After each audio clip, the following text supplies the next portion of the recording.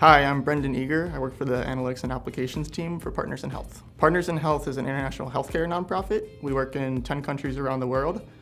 We partner with local ministries of health and work most often in kind of rural areas with low internet connectivity and power.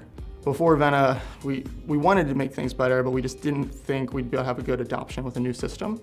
But there was a ton of emailing files back and forth, lots of versioning, consolidating. We made small incremental changes to get things loaded to our ERP system and then later to a data warehouse, but every step just was minor steps. And then when we went to Vena, it felt like, wow, this is saving us so much time, and we have 150 users worldwide that are entering budget information.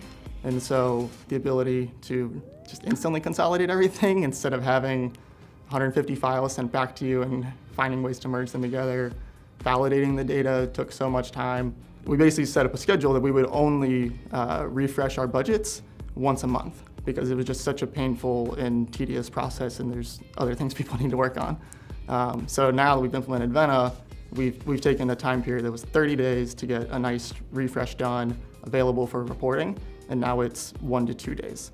It's funny because it allowed us to open up and look at things in a different way and realize there were other improvements or problems that we didn't even know we had.